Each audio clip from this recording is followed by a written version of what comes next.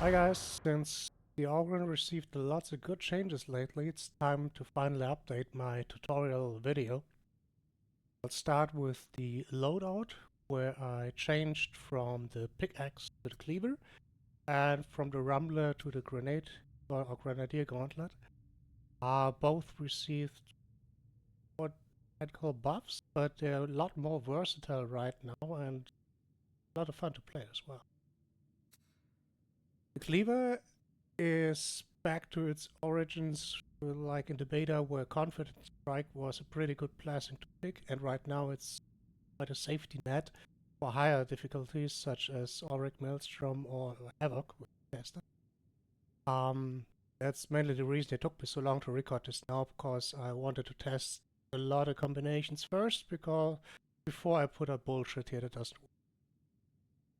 Confidence Strike is a tremendous tool to refresh your toughness as long as you got lots of enemies in front of you to wallop. And with Slaughterer, you put out an insane amount of damage still, even without Trust or other damage.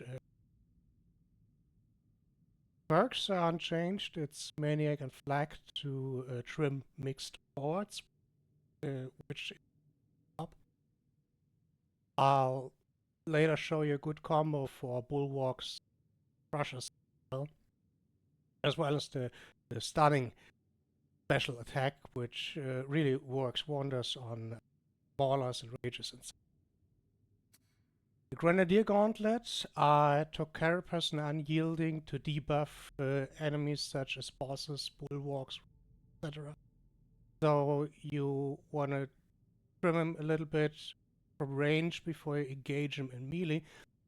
The melee damage, or it now could get used as a melee weapon, but the pattern of the weapon leaves you with your pants down when you rush by enemies. So I took melee damage as a dump stat and not ammo. Curious, well, you could go for toughness, I go with health, because again, usually 99% of my time I play with randoms. When you're in a pre-made, gotten ever so often coming together group, you can go with toughness. But personally, I find myself with toughness, it's either feast or famine. So if the cleaver does its job, I never run out of toughness.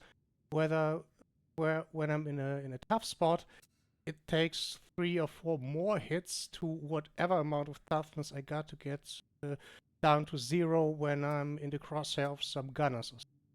So, the one cure has the perk for 4% combat ability regeneration, and the other two I go for the stamina regeneration, because dodging right now allows you to shove pox bursters around, and in combination with cleaver, and later I show you specific talent, you can go very fast as long as your stamina is up and you keep talents. We hop in briefly. I explain more important nodes to make my build work. The rest you could swap around to your liking. Right here we got the heavyweight, so I can still use with Flag and Maniac and still get down the bulwarks rushes in an acceptable amount of time. I picked the best defense because most of the time we got hordes in our face anyway. I very rarely see myself fighting against one particular.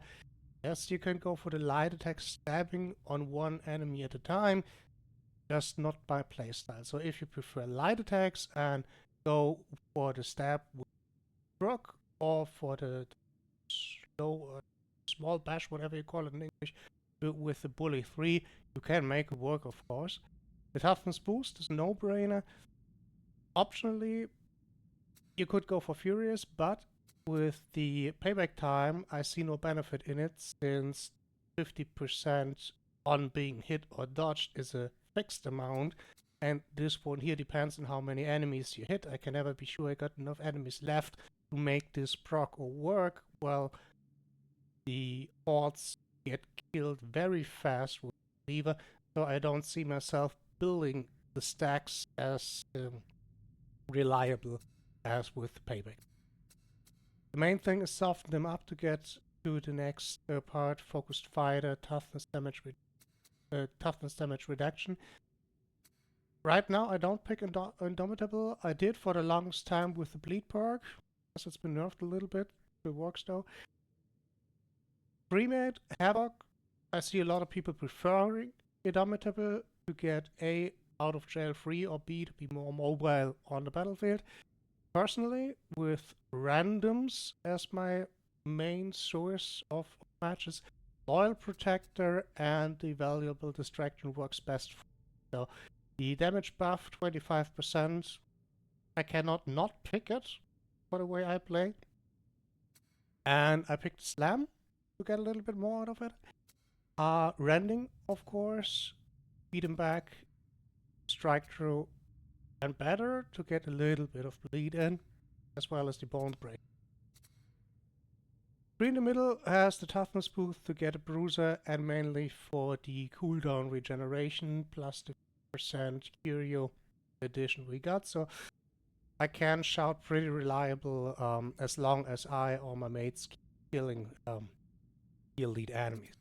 Which works good with the Dominate, so as long as elites get killed, I get a rending. More rending means more elites killed, and back and forth. Melee damage boost, always something I pick. Frenzied Blows, Delight and Destruction. Here's the one I came to like the best, not the Implacable, but this one here, no stopping me. For the longest time, it was very sluggish to charge your heavy attacks. You were slow, you were stuck on the spot, and this one lets you, while sprinting, while doing your thing, charge your heavy attacks. One of the best new additions to the Organ Change Patchwork rates. The heavy hitter, Keystone with Unstoppable, and just getting started. This one I had because the last match I was playing was the Casolos, so this is a switchable thing. With the Cleaver, I go for impact as well as if I ever play the clubs, which are fine, just not my playstyle. But if I go with the Casolas, I pick Wrath and the Cleaver. It lets you go through so many Maniacs and Ragers, Maulers, whatever, that combined with the Dominate, and you're pretty much changing your position all the time, you kill those mixed hordes in no time and rack up a pretty good amount of.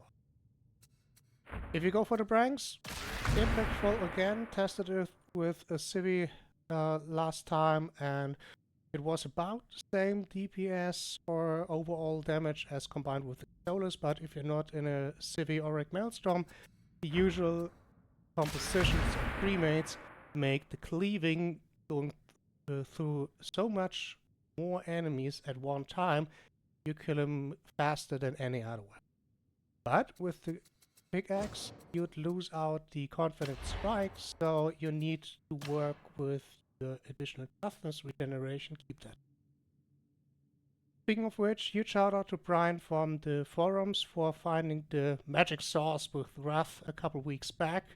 We were writing back and forth whether the new talent, the Organ Changes, would buff it even further. Yes, it does. Right now, if you're still clinging to your pickaxe, you have a very good time with it. Personally, I dusted off the Cleaver, having it in the trunk for about half a year now. So, right now it's more fun. Combos. When faced with normal enemies, either a heavy overhead or a push, keep the attack, and a heavy overhead with light, heavy, light, and so on. You can do this ad nauseam, long as you don't handle the combo, heavy, light, rack up your that is dropped. It won't here because my UI, I try to keep it as clean as possible. As for the other enemies, such as here, for the reason I took that and Maniac, give mutants get all the time, can get stunned mid-air with the punch, which is never not funny, or like I often do, the charge, wait for him to leave off, and leave him mid-air.